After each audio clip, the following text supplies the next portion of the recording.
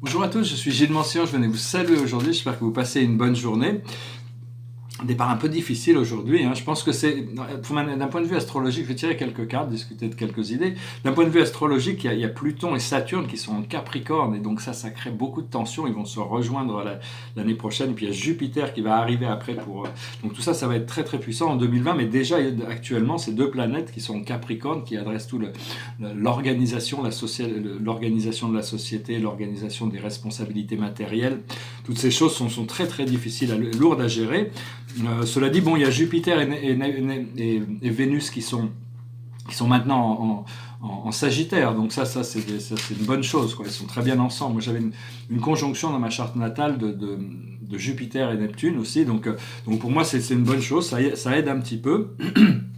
Parce que c'est un peu comme si j'avais deux programmes dans la tête, un qui est complètement infernal et l'autre qui est paradisiaque. Et si je carotte devant le nez, mais je me demande si le paradis que je cherche, la liberté que je cherche, le bonheur que je recherche, en réalité ce que je recherche c'est une vie simple et agréable. Mais si je trouve pas ça dans cette incarnation, je sais que je le trouverai après. Donc c'est peut-être juste après. Pour le moment, je ne fais que suivre la carotte, mais j'y crois de moins. C'est pas que j'y crois pas, mais j'ai l'impression que j'ai beaucoup de karma à gérer, et donc je le gère avec le plus de légèreté possible.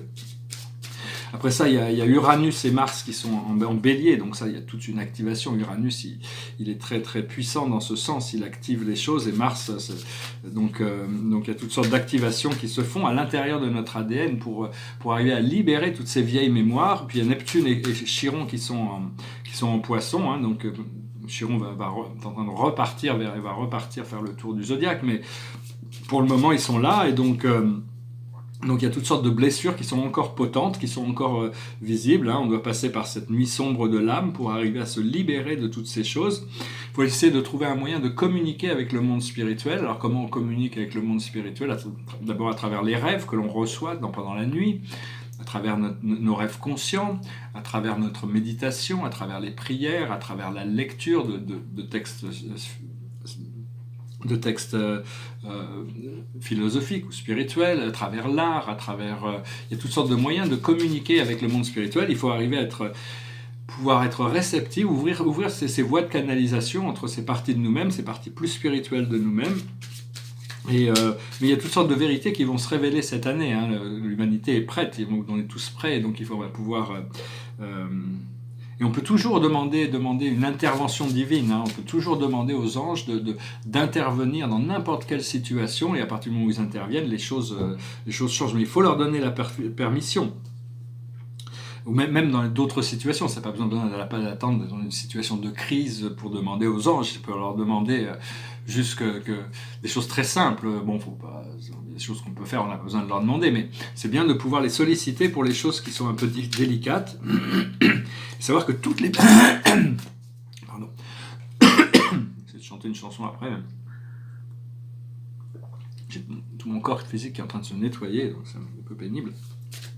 Enfin, ça va venir, il y a un sens dans tout ça. Bon. Donc toutes les planètes vont être directes, elles sont directes actuellement. Toutes les grosses planètes sont directes, et elles vont juste, il y a juste Mercure qui va passer rétrograde juste après mon anniversaire, le 5 mars, moi je suis le 4 mars, donc jusqu'à mon anniversaire, je vais pouvoir avoir une voie directe toutes ces planètes vont être directes, donc ça va être assez agréable. Je vais tirer 10 cartes avec le tarot des anges, voir un petit peu ce que le monde spirituel peut nous refléter dans le miroir du présent. Tout n'est que perspective, tout n'est qu'une perception qui change éternellement, de toute manière. On grandit avec tous les jours, on doit pouvoir remettre en question, comme les enfants, remettre en question notre réalité. Je viens de finir mon livre là en français, il est bien, je suis très très content, je vais vraiment faire des efforts pour essayer de le publier, trouver un éditeur, je sais pas où, en Belgique peut-être, parce que les éditeurs français ne sont pas intéressés, en Belgique, au Canada, je vais peut-être en Suisse, je vais peut-être voir comment c'est, les adresser, et puis m'occuper de la traduction anglaise, parce qu'il est vraiment bien, moi je l'aime beaucoup.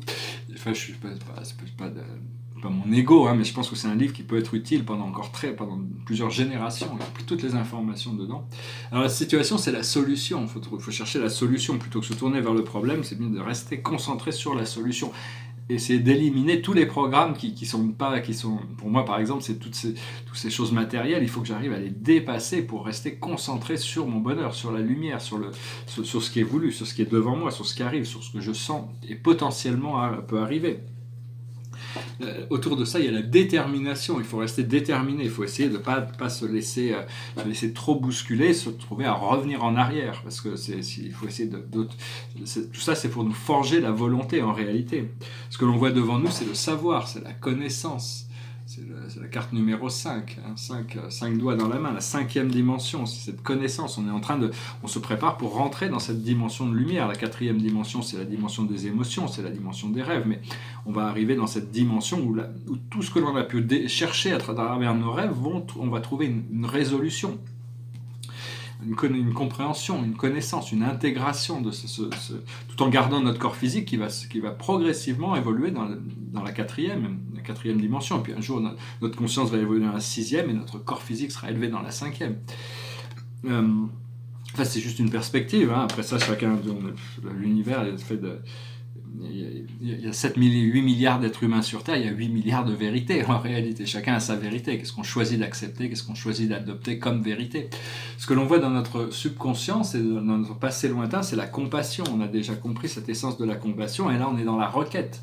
Actuellement on est dans la requête, on est en train de demander. Ce qui arrive dans le futur immédiat, c'est l'espérance. On continue à espérer, on continue à demander, à espérer que cette libération, cette porte de sortie, cette harmonisation, ce point d'harmonie, pour arriver à trouver un peu de paix d'esprit, enfin plus de paix d'esprit. C'est possible complètement une paix d'esprit pour arriver à être complètement intégré, mais des fois,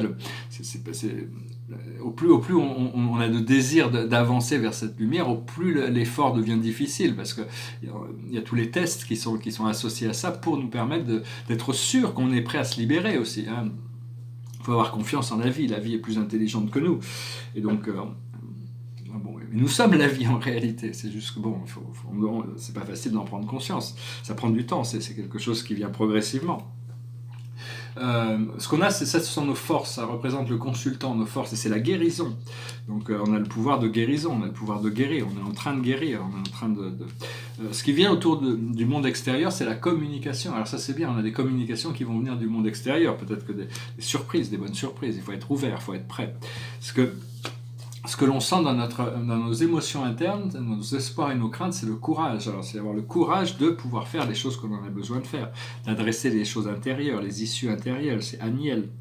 Et l'aboutissant, c'est le pardon, c'est-à-dire on va pouvoir se pardonner à soi-même, on va pouvoir pardonner aux autres, on va pouvoir trouver cette libération, c'est ce qui est là. Bon, il faut pas parce que des fois l'âme peut être très sévère et donc il faut pas être sévère, il vaut mieux travailler en douceur le plus possible. Je suis pas particulièrement en forme, mais enfin, j'ai dit je vais venir quand même vous adresser une forme. Si, ça va, je suis en forme, mais je veux dire, je suis pas forcément inspiré aujourd'hui, mais je me suis dit, j'ai pris l'habitude de faire ces vidéos, donc je me dis, je vais quand même venir la faire. Je vais tirer 4 cartes avec la cache. Le tableau derrière moi, ça fait partie de la série métacosmique, une néo-métacosmique, parce que j'en avais eu une première période métacosmique qui adresse les choses au-delà du cosmos, au-delà du cosmos, quelque chose, réalité cosmique en 92, 93, et puis en 2008, j'ai eu toute cette période, j'ai toute une série de tableaux qui, moi, je trouve magnifiques, c'est des tableaux qui adressent les réalités cosmiques. Ici, c'est le centre galactique. Et quand ce tableau séchait, il était à plat, il avait fini, il avait ce centre. J'ai failli mettre un rond bleu au milieu. Puis j'ai été retenu. Et je suis content parce que qu'est-ce qu'il est beau comme ça. J'aurais été tout gâché si j'avais mis un rond bleu. Donc, des fois, il faut savoir avancer avec douceur, quoi. Faut essayer d'être. Enfin, la peinture m'enseigne énormément de choses. C'est un procédé d'initiation. C'est quelque chose de très puissant qui m'aide avec mon évolution spirituelle. Et j'espère bientôt pouvoir partager tous ces tableaux dans le monde. Hein. C'est mon objectif. Après ça, j'ai pas vraiment de pouvoir enfin, je veux dire, j'ai pas vraiment de pouvoir. J'ai pas encore trouvé le pouvoir de le faire. Mais bon, petit à petit, je vais y arriver, quoi. J'espère, si Dieu le veut. Alors, la plus haute sagesse pour nous aujourd'hui, c'est l'Égypte. C'est la connaissance transcendantale au-dessus de cette pyramide de Thoth. C'est vraiment un axe de connaissance. Si vous êtes intéressé par la sagesse de l'Égypte ancienne, je vous recommande de lire ou d'écouter en livre audio le Kybalion et les tablettes émeraudes de Thoth l'Atlantien. c'est une sagesse. Bon, moi, je n'ai pas fini encore mon initiation avec lui, j'en suis qu'à 85 lectures. Il faut lire 100 fois les tablettes émeraude pour compléter l'initiation. Mais enfin, en 85 fois, je peux vous assurer que c'est très puissant, c'est quelque chose qui est très bien ancré, et c'est une connaissance transcendantale qui est très solide, qui a beaucoup de valeur, et c'est un peu le père de la philosophie. Thoth, en tant que Hermès Trismégiste, dans sa 3e incarnation, il a réussi à quand même ancrer toutes sortes de connaissances qui ont 2000 ans avant Jésus-Christ, qui ont permis à toute la philosophie grecque de se développer. Et donc c'est un peu le père de la philosophie. Hein. Ce que l'on doit comprendre, c'est les leçons et les bienfaits. C'est-à-dire, on est là pour apprendre des leçons, mais bon, on a des bienfaits aussi. Il y a les leçons et les bienfaits. C'est-à-dire que bon, il faut équilibrer les choses. On essaye de faire le mieux possible. Hein. On peut pas, si on pouvait faire mieux, on le ferait, hein, de toute manière. Ce que l'on doit faire, c'est les phobies. Il faut adresser nos peurs. Au plus on les adresse, au plus elles perdent leur constance, elles perdent leur pouvoir. Et une fois qu'on les adresse, on trouve la finance. Il n'y a aucune raison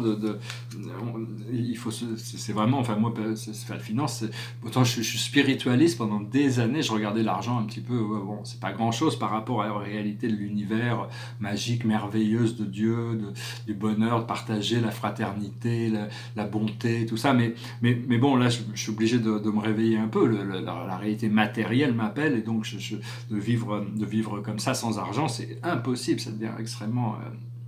Donc il faut que je réactive, je prie pour arriver je me sens déjà riche, c'est ça, je me sens déjà riche, mais bon, sentir riche, c'est bien, mais après, il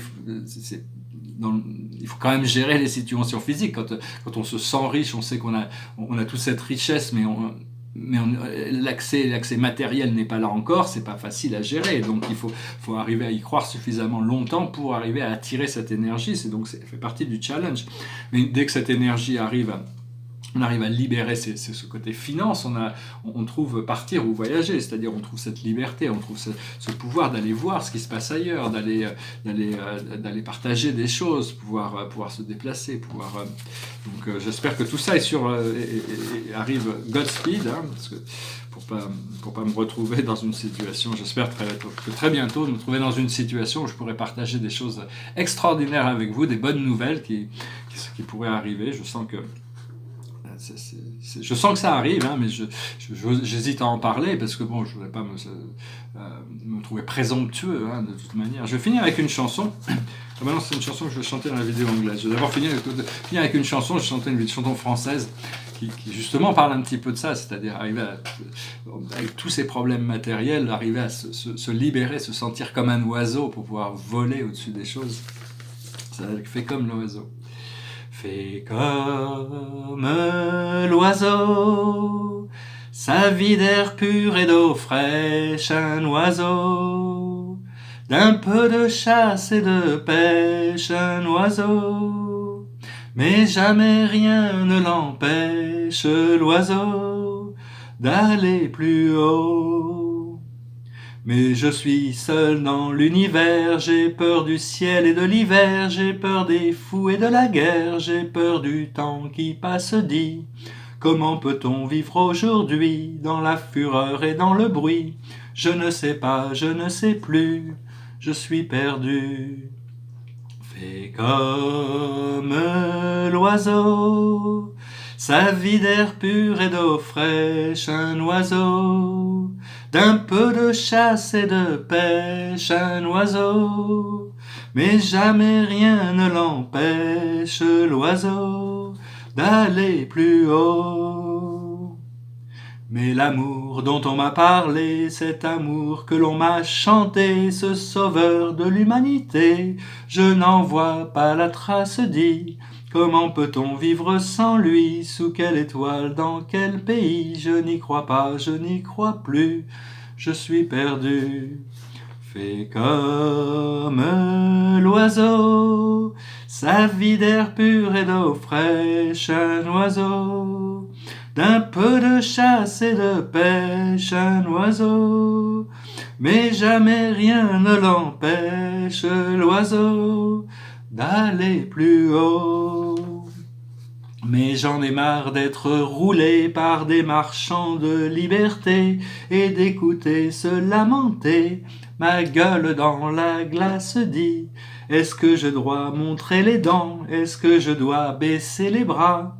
Je ne sais pas, je ne sais plus, je suis perdu. Fais comme l'oiseau, sa vie d'air pur et d'eau fraîche, un oiseau. D'un peu de chasse et de pêche, un oiseau. Mais jamais rien ne l'empêche, l'oiseau, d'aller plus haut, oh, oh, oh, oh, oh. Voilà, je vous remercie d'être resté jusqu'à la fin.